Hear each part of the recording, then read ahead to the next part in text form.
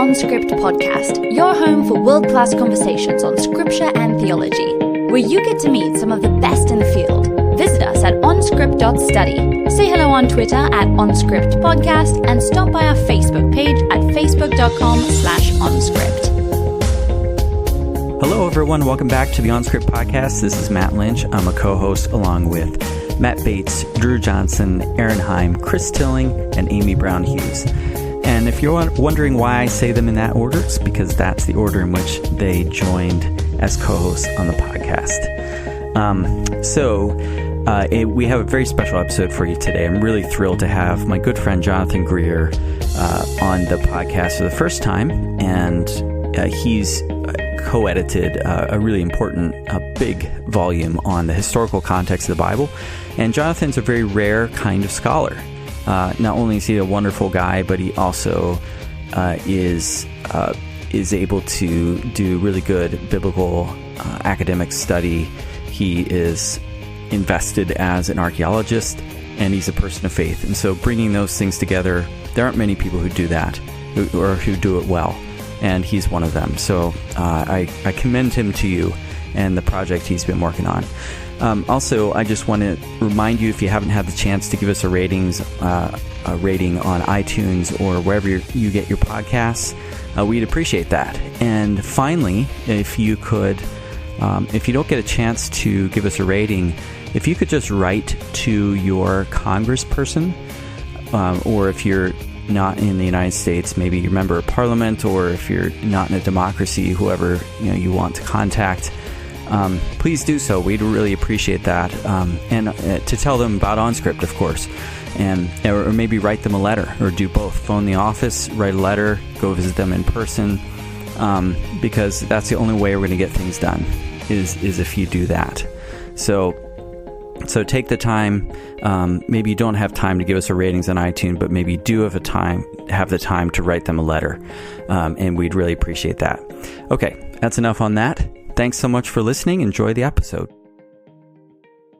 Welcome back, everyone. I'm Matt Lynch here today with Jonathan Greer. Jonathan is Associate Professor of Old Testament and Director of the Hesse Memorial Archaeological Laboratory at Grand Rapids Theological Seminary.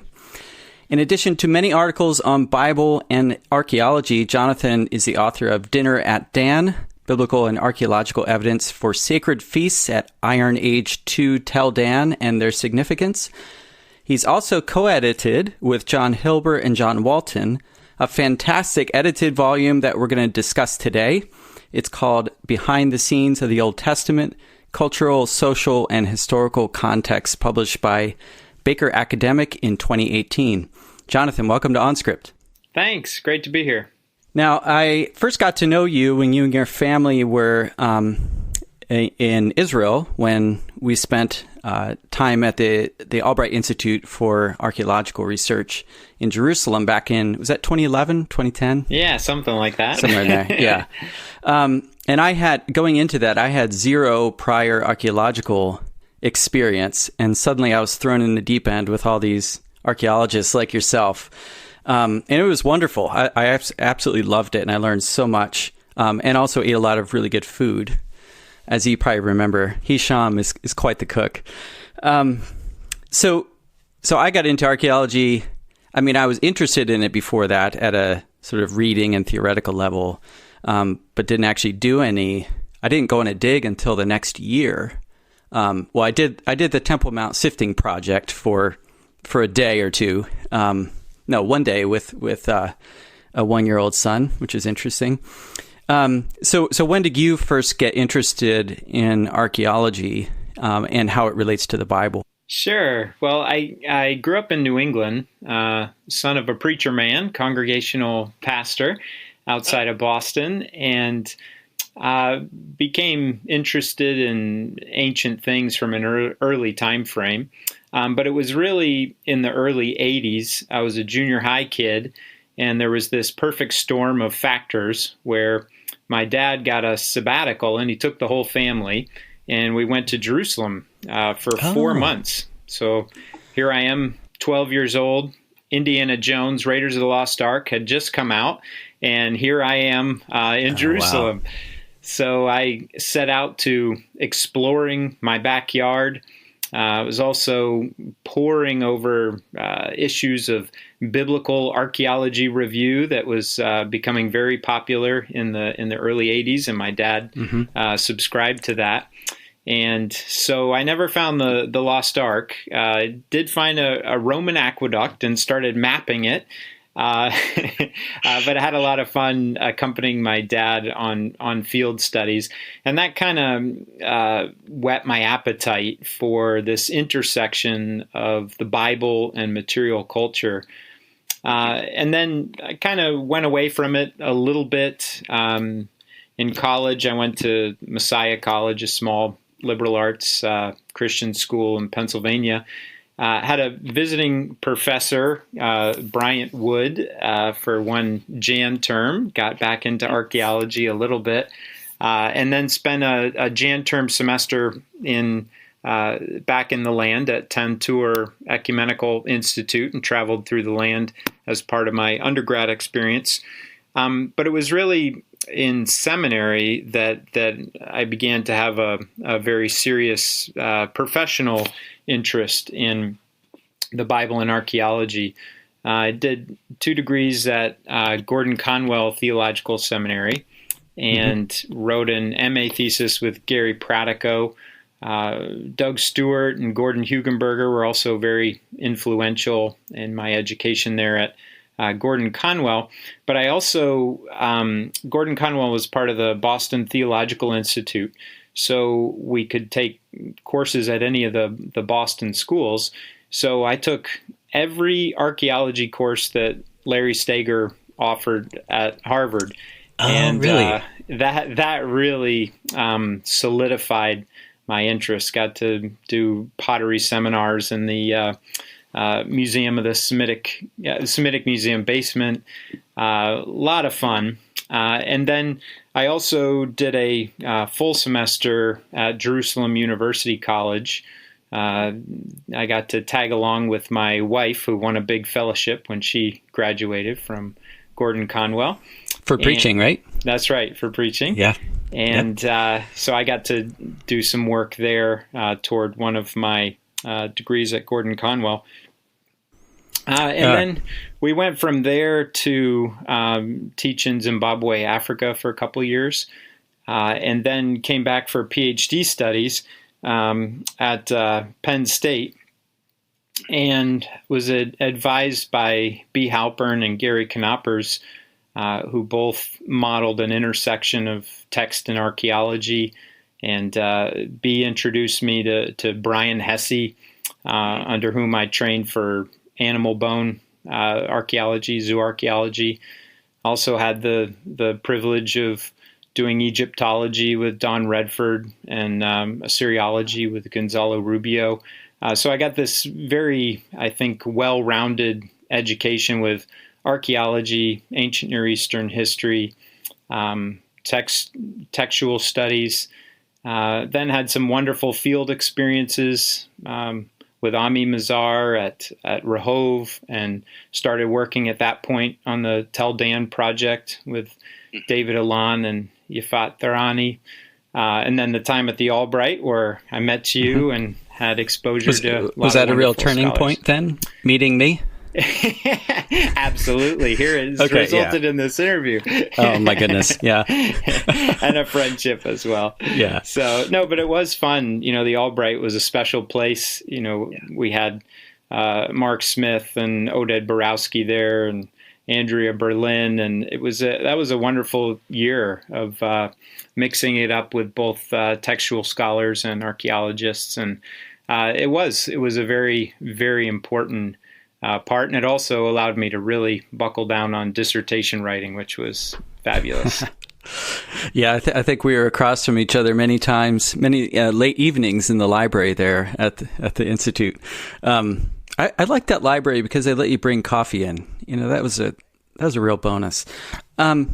So and then you went and took the job at Grand Rapids Theological Seminary at Cornerstone University. And you set up this Archaeological Institute. Do you want to, or what is it? The archaeological laboratory. Yeah. Do you want to just explain what that is a little bit and its significance? Well, very tragic thing that happened with my dissertation right before my defense. Brian Hesse passed away, and with that, as I was working on the Tel Dan material, I inherited the stewardship of the larger collection. So I had worked with some of the bones for my dissertation, and then continued. And these are the bones from the sanctuary at Tel Dan, or the temple at Tel Dan, right? Exactly. The temple area. Yep. Okay. And so I needed a place to house them, and other than my basement, my wife was quite happy to get them out of my basement. And it was a little freaky when the kids would have friends over and say, oh, those are just the 50 bins of bones that my dad keeps in the basement. So. Oh, you probably played it up, didn't you? Oh yeah. So GRTS has been very gracious with providing a wonderful space for me and some resources for equipment and a research assistant, and we've been able to make a lot of headway on the larger collection, and we've continued to work with the Tel Dan project, and finally have kind of made our way through a lot of the backlog from the Biran excavations that started in the 60s and continued through the 90s. And then we renewed the excavation in the 2000s and have been going for the last decade or so in kind of a new phase of excavation under David. So what prompted this new phase of excavation at Tel Dan? Was it simply that more squares needed to be opened up, or was it a matter of new questions? Yeah, it's a little bit of both. So it's new excavation teams will bring new questions. We have some really exciting things that we're working on now. David is partnered with Aaron Burke at UCLA on a larger project called Turning Points that looks at the transition between the Late Bronze Age and the Iron Age 1. We've got lots of material from this transition period. And Yafat has continued to work on the Assyrian presence at Tel Dan and the larger relationship to the clan system throughout the region, and some very exciting things that she's been doing. And then I have interest in the cultic practices and the religion that's going on at Dan. And it's the best example we've got, to my mind, of royal Israelite religion, Iron Age religion. I don't think that many of us grasp really what we have with Tel Dan. Well, that's a good segue, because I wanted to ask you about your work at Tel Dan before we get to the behind the scenes book. So for those who aren't familiar at all with Dan and Tel Dan in particular, what's its significance from an archaeological and biblical point of view? Sure. We read about it in the Bible in the book of Judges. We have kind of a shady origin story that places it as kind of a heterodox shrine where the Danites leave the coastal plain and go north and take out a peaceful and unsuspecting people and introduce a cult there with some kind of images. And then the story picks up again. And then the punchline of the story is the high priest that serves there is a descendant of Moses. And then the... Oops. What's that? Yeah, that's embarrassing. Yeah, exactly.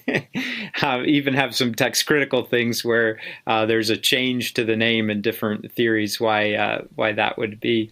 Oh, interesting. The story picks up in 1 Kings 12 with the division of the kingdom after Solomon, after the death of Solomon, with Jeroboam in the north and Rehoboam in the south. And the text relates the establishment of shrines at Dan and Bethel that are intended to rival Jerusalem, and also to kind of reinvest these northern communities with epicenters of Yahwistic worship. And Jerusalem is very complicated archaeologically and politically, so we're not really going to find anything there, even if there are any remains, Iron Age temple remains. You haven't gotten a permit to dig on the Temple Mount? No. And Bethel, perhaps under Beitin, some excavations that have been carried out there.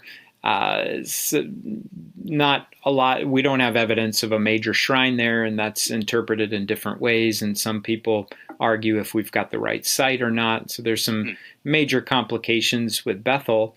But Tel Dan, we have rich archaeological remains, everything from the Neolithic to the Roman period, exciting late Bronze Age finds. Of course, the famous Tel Dan stela from the 9th century that mentions the house of David and relates to the story of the coup of Jehu, though in the stela it's likely attributed to Hazael.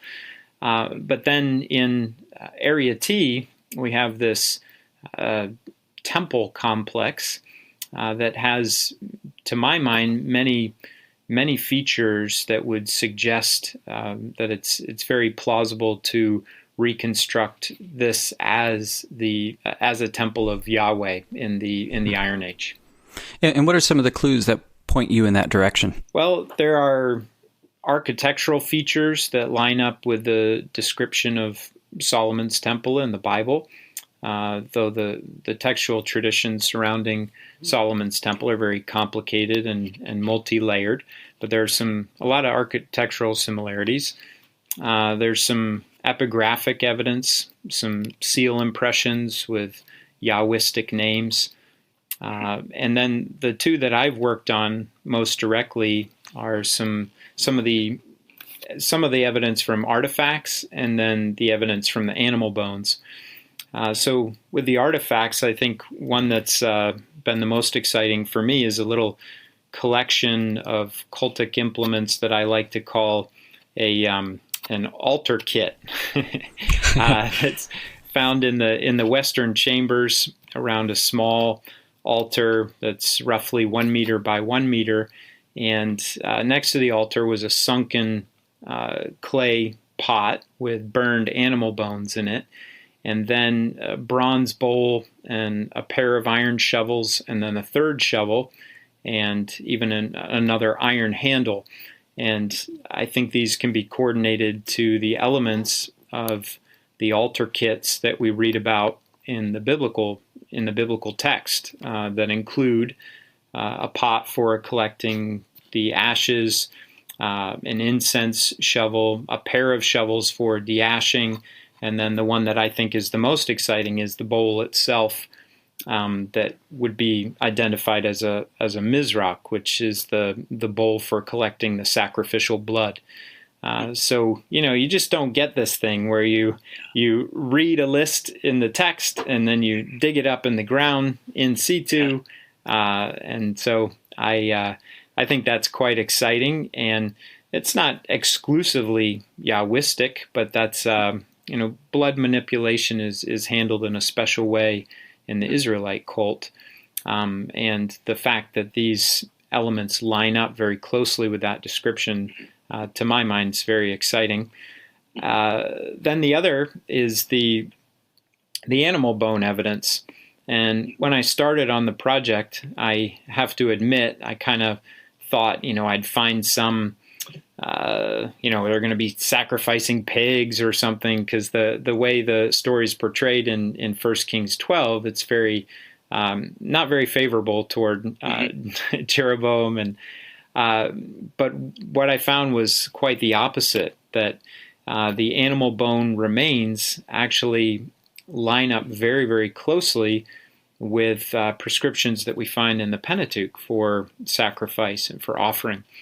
And then I returned to the biblical text, started looking a little more carefully, and I found a lot of ambiguity in the way that the religion of Jeroboam is described.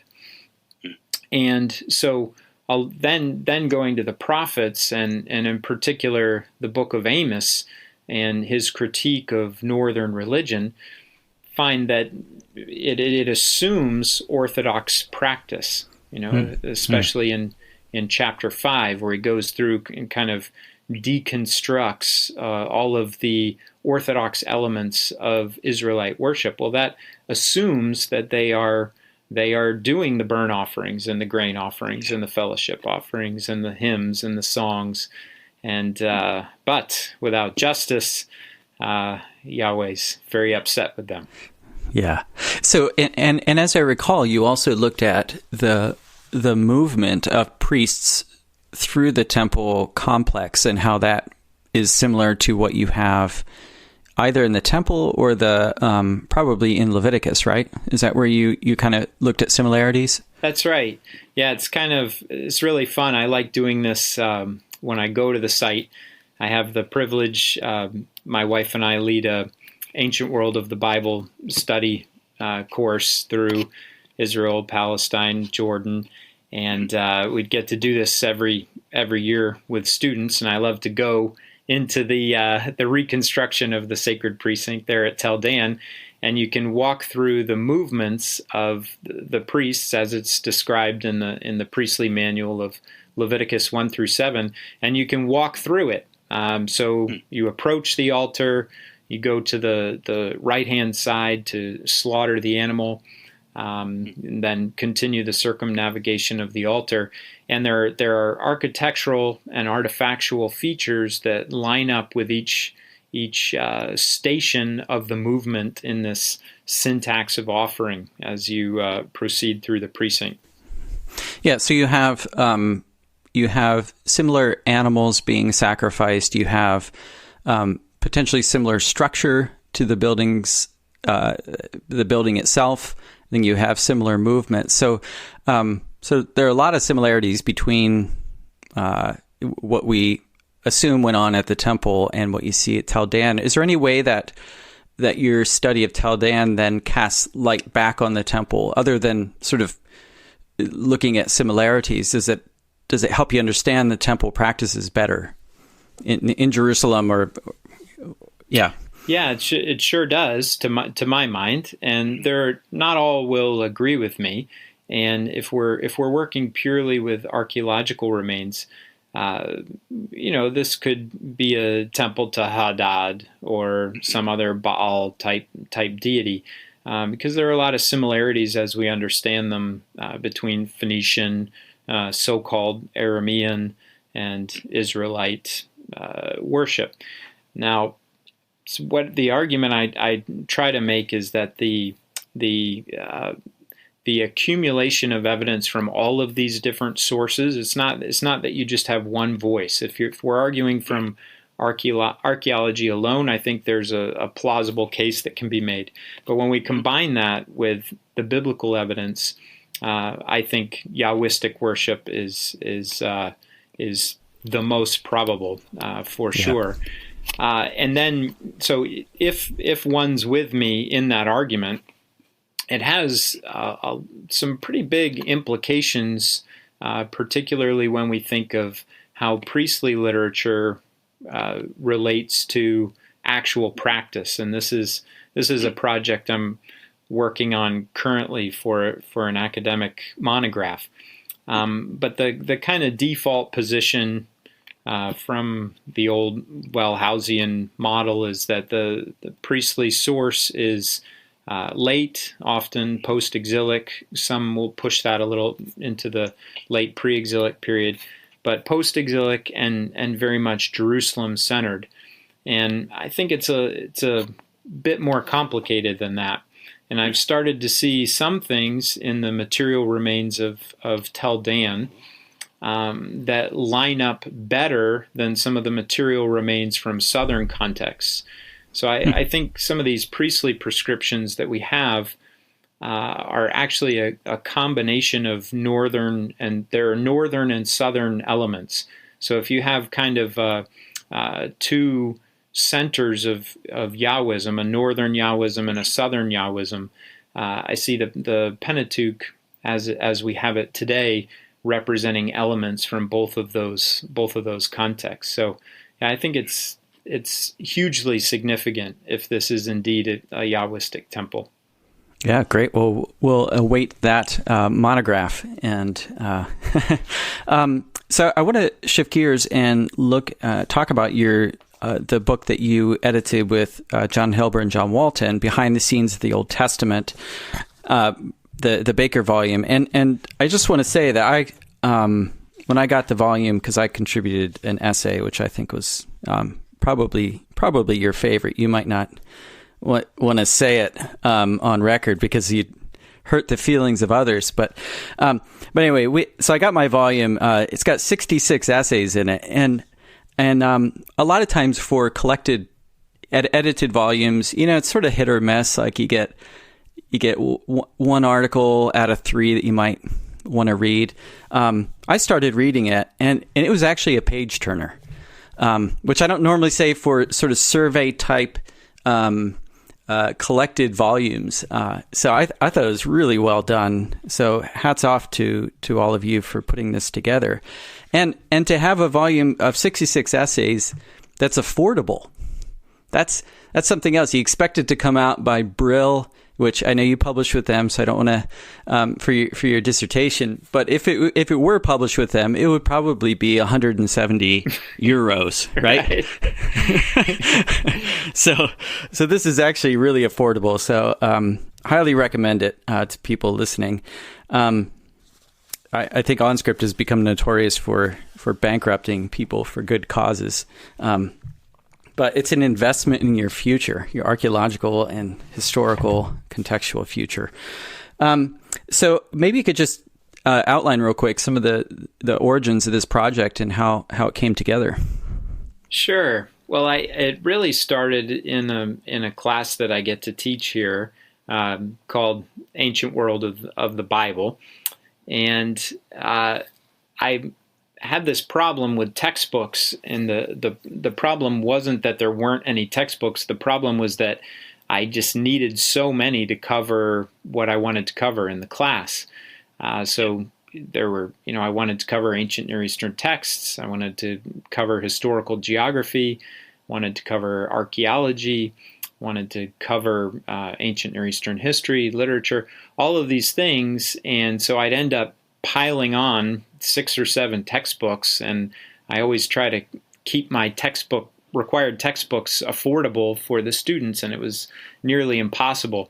So I had this dream of kind of a one-stop shop introduction to the ancient world, and at one point had delusions that I might attempt something like this myself as a single-authored work.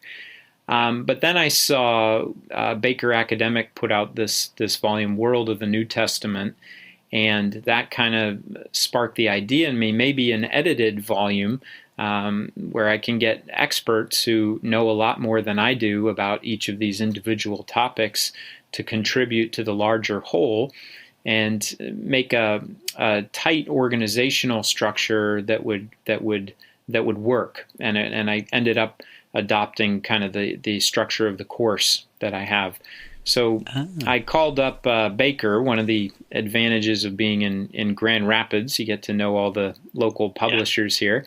And Dave Nelson at Baker, I asked him if there was anything planned for an Old Testament counterpart to that volume. And he said, no, how about you want to do one? So I soon went down the hall to my colleague, John Hilber, and said, this is way too big for one person, kind of what I was dreaming up at this point. And he gladly jumped on board. And then he knew John Walton. So John Walton joined us, and the three of us worked together at first kind of solidifying the structure. And that I think gives some cohesion to the volume, is that we had all the essays and the sections. That was all planned before we started pursuing potential authors. And then we each had different spheres that we interacted with. And so we were delightfully surprised that Most people said yes, and I think it's a great volume too. And it's a great volume because we have great people, including the monotheism essay by Matt Lynch. Yeah. Well, do you think it was a? Would you say that essay was a 10 out of 10 or the best essay in the volume? Which would you? 11 out of 10, clearly. Oh, wow. Yeah. No, I think it's great. So you use this dramatic metaphor or drama metaphor in the book. So you have the elements of the drama. So you have like the stage, the scripts, the frames, the acts and scenes of the drama, themes, like God, family, sustenance, and governance. So it's a nicely put together book. And what I wanted to do, normally I do a speed round with guests. That's sort of a break from the main interview, but instead I thought we would go through, we're not going to hit all 66 essays, which would be a bit long. And, but I thought we could hit some of the topics that come up that probably come up for our listeners as well. Some of this stuff will be new. And we could go through and you could give sort of a soundbite on them.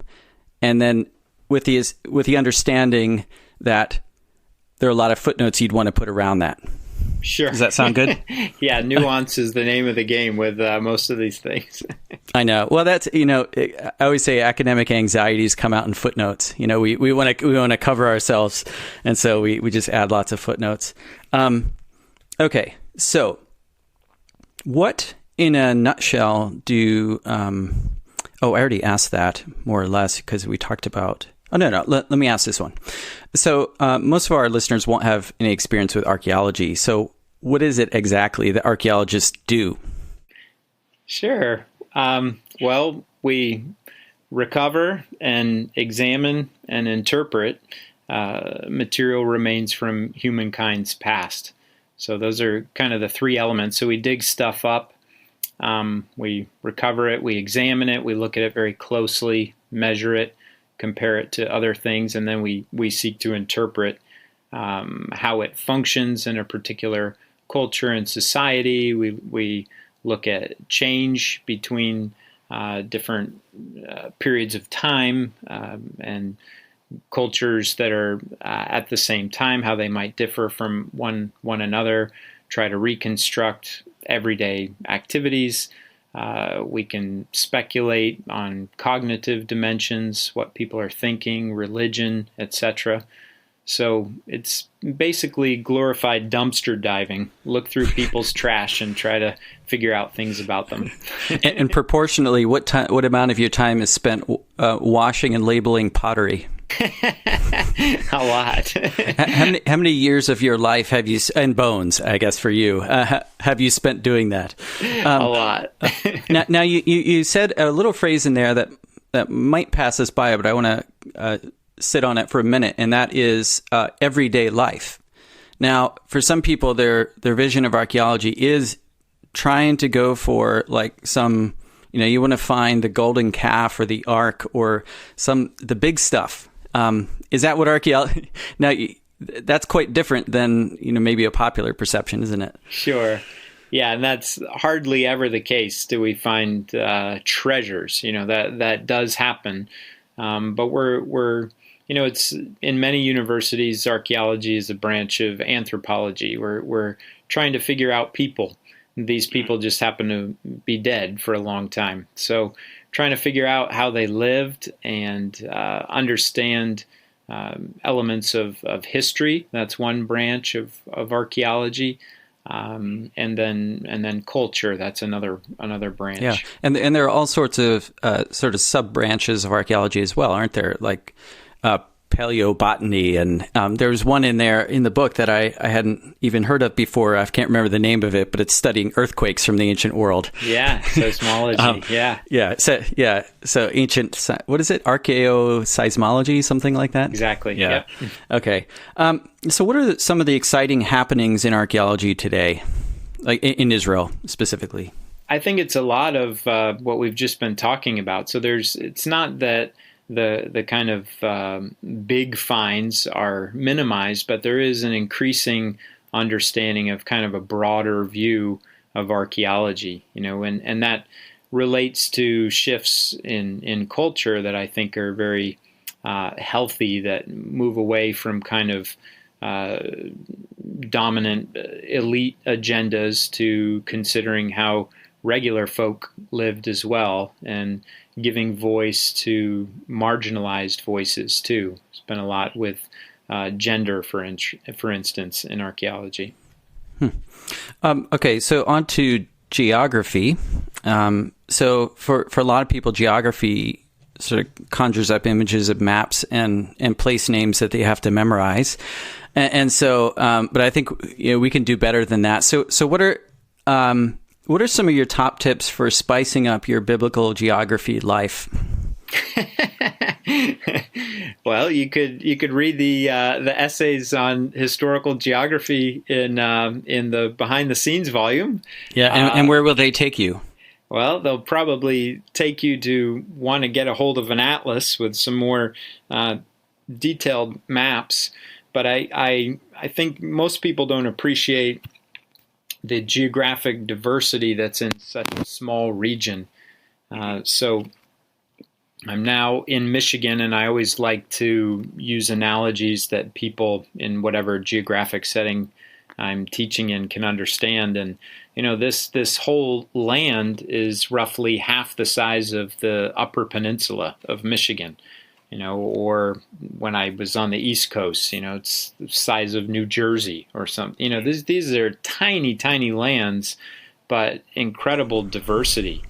But without the rich cultural heritage of New Jersey. That's right. Yeah. The geographic extremes are pretty incredible, from the summit of Mount Hermon, over 9,000 feet, to the surface of the Dead Sea, 1,300 feet below sea level. Dry and hot in the south, wet and sometimes cold in the north, and then the longitudinal variation of the coastal plain to the hill country to the Rift Valley to the Transjordanian Plateau, and then the function of some of these buffer zones like the Shephelah. And once you get in the land and walk the routes, as you well know, the stories come alive in a new way. The land hasn't changed all that much. You can still see the pass that goes by Megiddo that Tutmose went through, and where Josiah met his end in the valley of Jezreel, and so on and so forth. So these are places that you can put on a map, and they can help you understand and read the Bible with new eyes. When we, in a North American setting, we think of wilderness, and we might think of a forest rather than a rocky, barren setting. Or underestimate the importance of water, when we can just go turn on a tap. Very, very different when we understand the geography of the ancient world. Yeah, shout out to all of you in Arizona. So I think, back to geographical and topographical diversity, I thought the essay on flora and fauna was really interesting on that front, where there was a little statistic in there that Israel has more families of mammals and birds than Europe does, than all of Europe. Yeah. And so I don't know if that carries on into species as well, but the number of families of mammals and birds is more diverse than in all of Europe. Which is really significant. Okay, so I want to get one thing on that too. I think that's just an illustration. This region's called by the folks at JUC the land between. This land between geographic features of the sea and the desert, but it's the land between the superpowers, the cradles of civilization in Egypt and in Mesopotamia. So this little tiny land is this crossroads for humans and animals as long as we've been on the planet.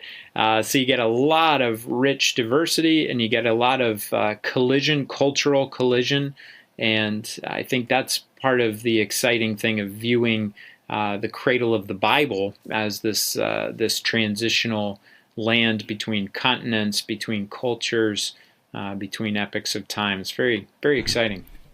Yeah, and also it impacts how you read the Bible in terms of if it was a place that was constantly trampled by the superpowers to get to each other, then that gives you that gives you an angle on the perspective from which the Bible was written. Exactly. It was by a people who were constantly trampled and run over. All right. So another thing I wanted to ask you about was particular archaeologists. And two in particular I wanted to ask you about. One is Aaron Mayer. Do you say Mayer or Meyer?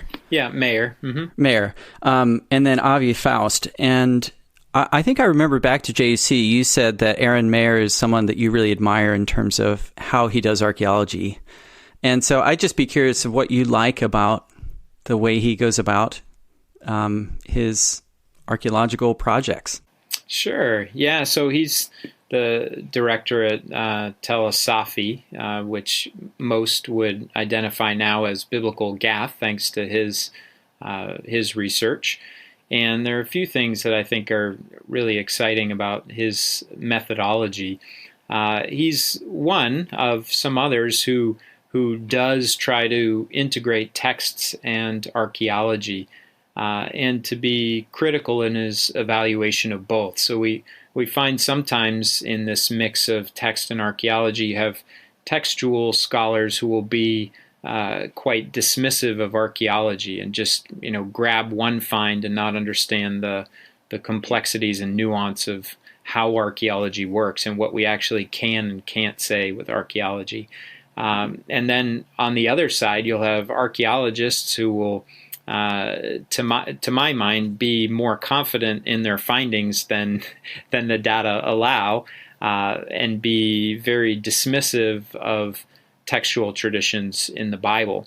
And so Aaron, in what I've seen, he tries to deal even-handedly with both, and also recognizes that he is first and foremost an archaeologist, and he seeks collaboration like few others in the field. If you look at his publications, they're often multi-authored, and collaboration is the name of the game with increasing specialization today. So incorporates a lot of people, and then he's also pioneered, along with others, Israel Finkelstein for sure, some of the scientific measures in archaeology that are kind of cutting edge.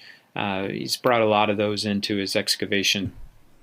And a name that I saw come up a lot in the book was Avi Faust, particularly, I guess, for his survey studies, right? Is that where he's had his biggest impact, or why do you think he comes up so frequently? Yeah, he's done a lot of macro-level engagement, just looking at the bigger questions, and very much... Is that pretty rare? It is in the way that he does it. Okay. And he comes at it a lot from anthropological models, and I also he's incredibly creative in his ideas, and also seeks to kind of broker a synthesis between text and archaeology. And I even if I don't agree with, well, I mean, none of us agree 100% with anyone, even ourselves. We disagree with ourselves. But I love the way that both Aaron and Avi and many others strive to responsibly integrate text and archaeology. A few essays touched on historical questions around Israel's emergence or arrival in the land of Canaan. What's the state of the field on whether there's evidence for a large-scale population influx from outside the land? And here I'm talking about, as you would maybe see in the book of Joshua, and whether there was multiple battles that coincided with that arrival. of a group into Canaan, or perhaps emergence from within? Sure. Yeah, so most people have abandoned a conquest model in the form that it was in earlier generations. And that even a careful reading of the Bible will highlight tensions between the book of Joshua and Judges. So even in the biblical portrayal, I think one would need to be a little more nuanced in how one understands the settlement period. From an archaeological perspective, most would probably fall now in the camp identified as emergence, that ancient Israel emerged from the peoples of the Levant. And some would see them as having outside elements. Some speak of exodi instead of an exodus. So you have a series of Semitic runaway enslaved peoples who came from Egypt and shared their vision of Yahweh with a mixed multitude, and then you have Israel.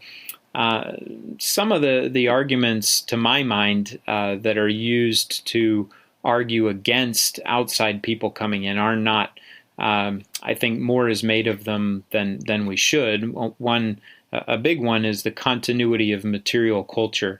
So there is continuity of material culture between the late Bronze Age and the Iron Age, right at this transition period. And just to pause on that real quick, so that would mean that because there's continuity within the land of Canaan, that it doesn't seem like an outside group came in. So that would be a kind of mark against an infiltration model, right? That's how it's interpreted by some. Yeah. And the piece is, nobody would argue that there's a population explosion, and that population explosion indicates some kind of social change. So the question is, are these nomadic peoples that are all of a sudden settling down, or are these people from outside who are coming in? But the material culture question, I wouldn't expect, even if they are outsiders, as the Bible describes, they are outsiders who were previously insiders just a few generations before. And if we go to an earlier time period, that of the Hyksos period in Egypt and their occupation of the Eastern Delta, we find that there are many elements of Semitic material culture that maintained even as they adapted to many elements of Egyptian culture. So I don't find that argument as strong. What I think is difficult to understand with the biblical portrayal would be the massive numbers of people that are described. If those numbers are taken literally in the Bible, that's certainly problematic. But I think a lot of the way the stories are told, people are not as both sides of the debate are not really grappling with the fundamental question of genre. What exactly is being described in these biblical books, and how does that relate to the way we do history? So we do history as moderns in a very different way than ancient peoples did history. So I think genre is an important missing component of many of these debates about the settlement of Israel in the land.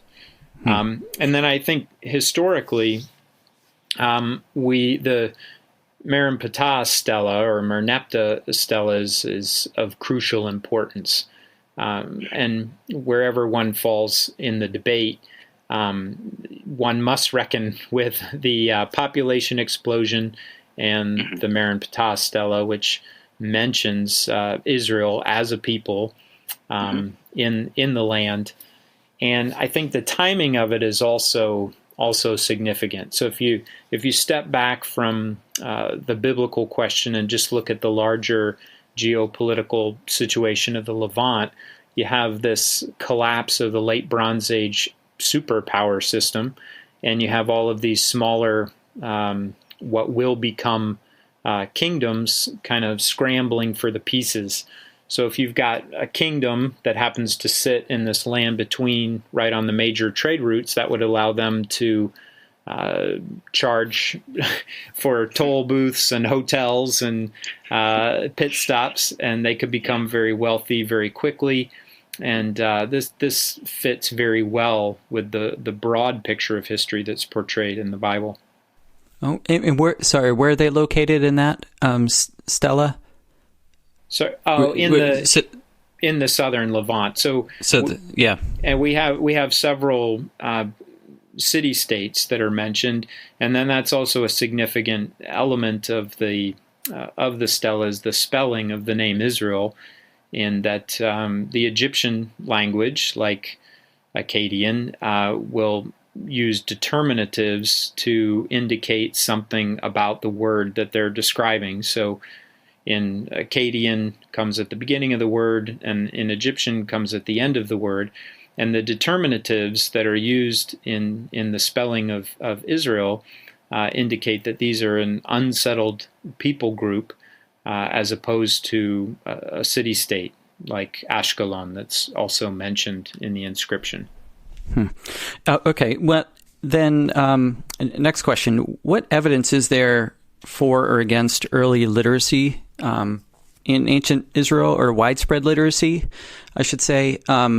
And connected to that, but not the same, is a question of whether there was a sufficient whether there was sufficient infrastructure to sustain a scribal culture that could create something like the Bible in whatever form that might have been at an early point. I know that's it's a very open-ended question, but it's around this whole question of literacy and scribal culture. Yeah, and one that's fraught with many difficulties of history and archaeology, and one with lots of different opinions on. But I've been influenced by the arguments made by Chris Ralston and others that there's some good evidence for, based on comparative materials from Phoenicia, for example, for literacy that would have been confined to a scribal elite, but around the turn of the millennium. So even in the 10th century, even though writing's not widespread among the elite still until the 7th century.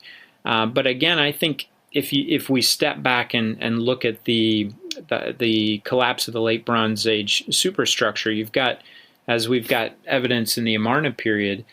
We have thriving scribal culture throughout the region that was part of the maintenance of these power dynamics of these late Bronze Age peoples.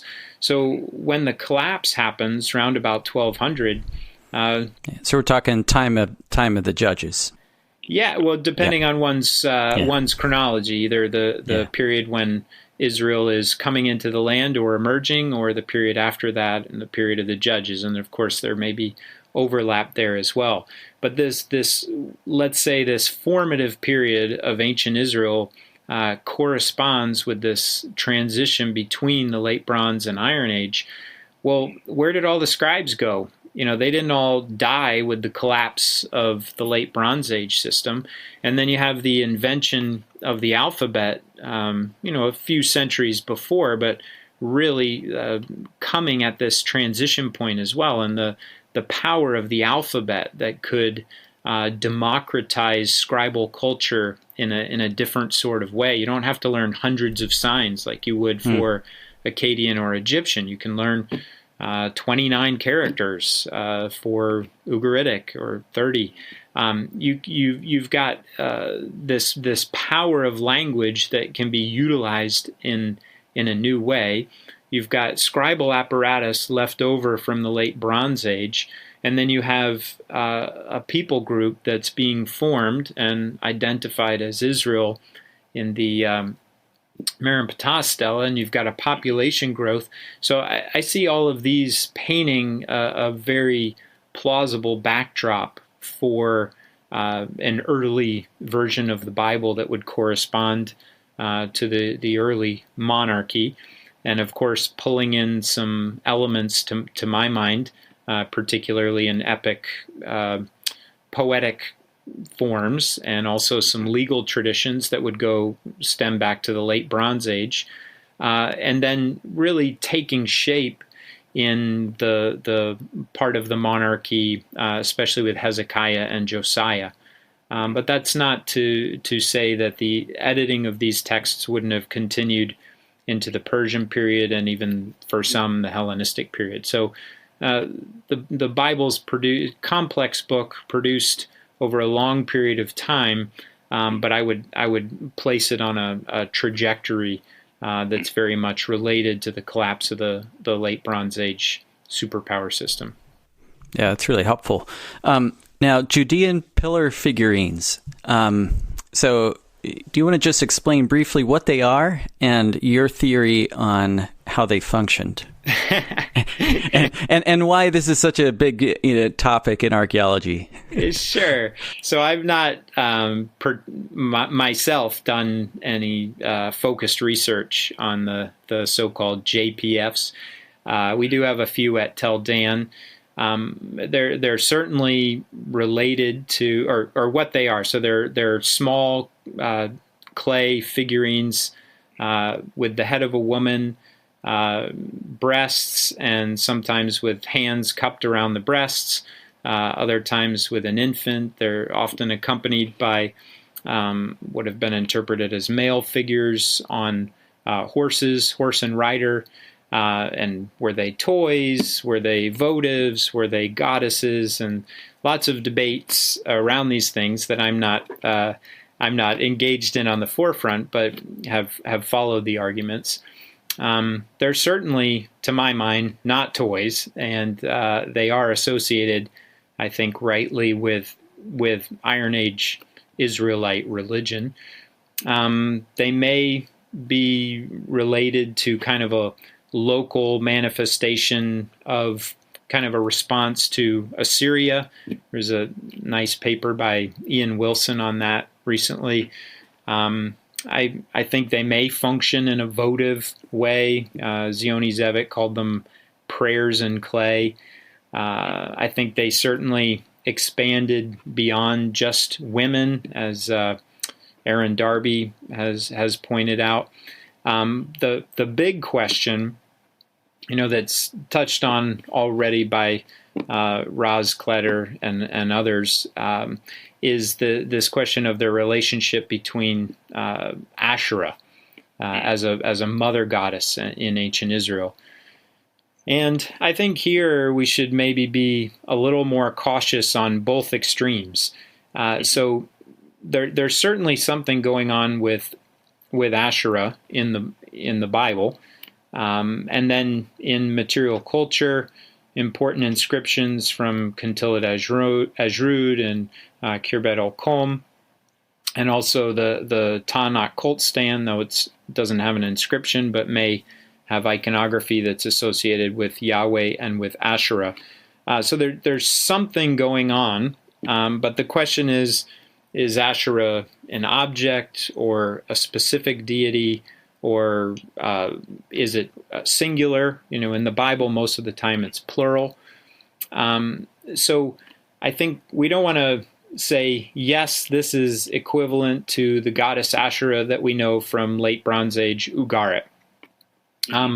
So that we want to avoid that extreme, but we will also want to avoid the extreme and think there's no relation to mother goddess worship that has deep roots into the late Bronze Age and before.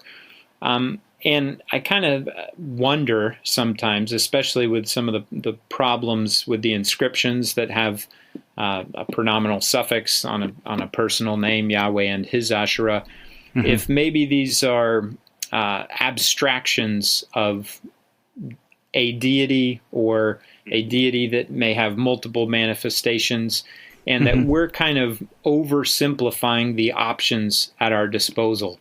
I'm often reminded in our modern context of the Christmas tree.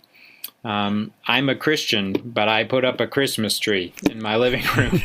Well, the Christmas tree certainly is rooted in pagan mother goddess worship, but that symbol has lost that meaning in our present cultural context. Not for everyone. Not to everyone. So we'll start an anti-Christmas tree campaign. And the ancients are no less capable of abstraction and of understanding the function of symbols in different ways. What is clear is that from the biblical perspective, there was a problem, however that problem was perceived, and that there were different opinions on this within ancient Israel. Otherwise, we wouldn't have the biblical record that's condemning the Asherahs, however they may be understood. Yeah. So I'm not, when we find these sorts of things like the inscriptions archaeologically, some people say, see, ancient Israel wasn't orthodox all the time. Well, of course not. Read the Bible. It's a minority opinion. What idea in biblical studies needs to die? I think an idea of simplicity. So there's the idea, wherever you place it on whatever spectrum, that things might be simple. Take at one extreme authorship of biblical books or something, whether it's interpreted simply as a single author or whether it's interpreted simply as very clear redactional stages. The Bible is an ancient book, and it's composed through ancient scribal practices, and those are not modern practices. Their understandings of genre do not necessarily correspond with our tight definitions of genre. So I think an idea of simplicity needs to be questioned from both extremes. How does your study of archaeology relate to your faith? Yeah, this is a funny one. So I'm a confessional scholar working in a confessional institution, but I also interact with the academy and go to professional conferences and present papers and the like. And so I wrestle with this question a lot.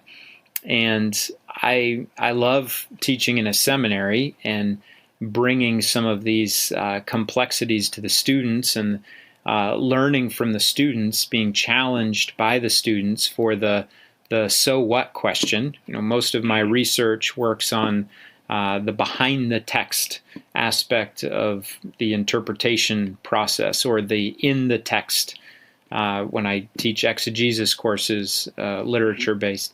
But there's also the in front of the text question. What is it? The so what? How does this really matter for people of faith today? And I find that when all of those, when we rightly understand the world behind the text, that will inform the way that we understand its relevance today, and that it's actually a lot more relevant than most people think. There's great concern for justice, critique of oppressive powers, for liberation, wonderful things that are in the text that we don't need to invent in the text. They're in there when we understand this ancient world.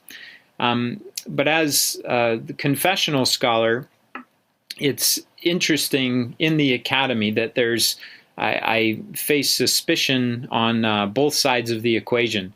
So some of my non-confessional colleagues may be suspicious that I've got some kind of apologetic agenda or something. Mm-hmm. And some of my confessional colleagues might be suspicious that I've sold out to the historical critical method or something mm-hmm. like that. But I like holding these two aspects in tension.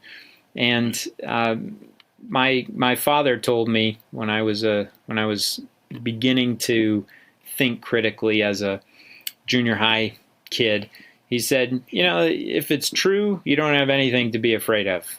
Just embrace the whole of learning, and don't be afraid to say you don't know.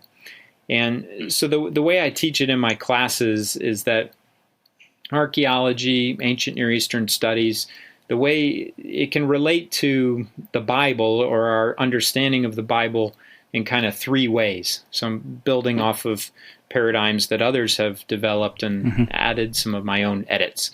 But there's the one way it can function is that there's a convergence, to use Deaver's words, or confirmation, where we dig something up or we understand something in an ancient text that then really seems to fit with what we read in the Bible.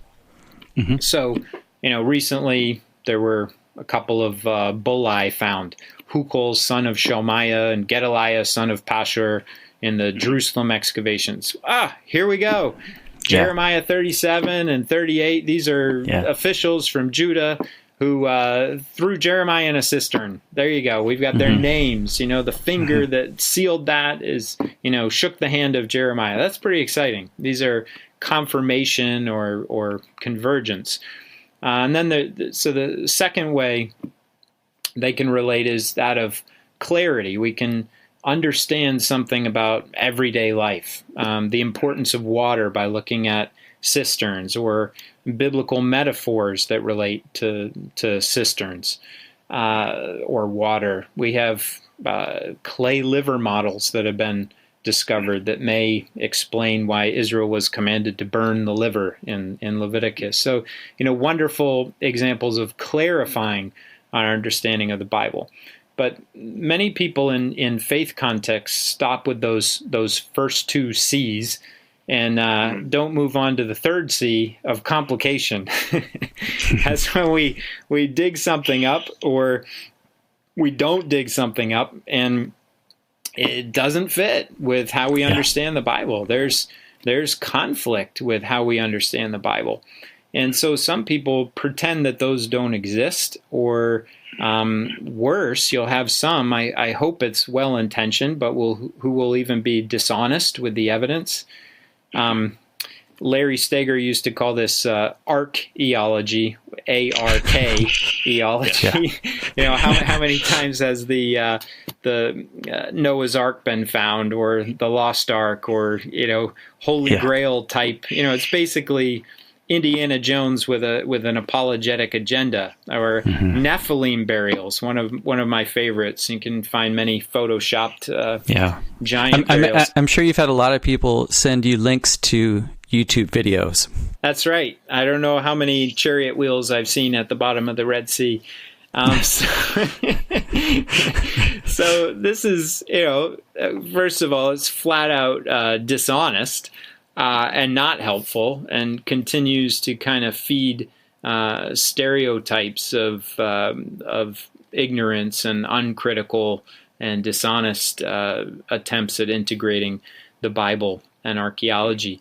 But I'm quite happy with the complications. I used to maybe keep me up at night, but now I actually appreciate it, because it reminds me and keeps me humble that I don't have everything figured out, hardly. And especially when we move into the faith realm, there's something of the mystery that's been lost when we have everything explained. So I'm quite happy to live in that tension and to admit when things don't fit, and then to keep digging on them.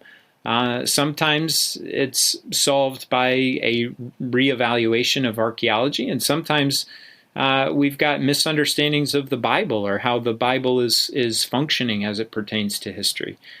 So I encourage my students to embrace not only the convergence and the clarity, but also the complications.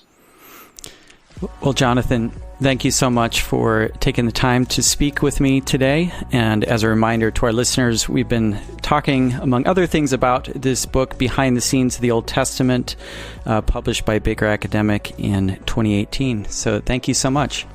Thank you. You've been listening to OnScript, delectable conversations on scripture and theology. If this episode has brought you inner peace or lit your biblical fire, please consider a small donation of just $2 or $5 per month. Information on how to donate can be found at onscript.study/donate.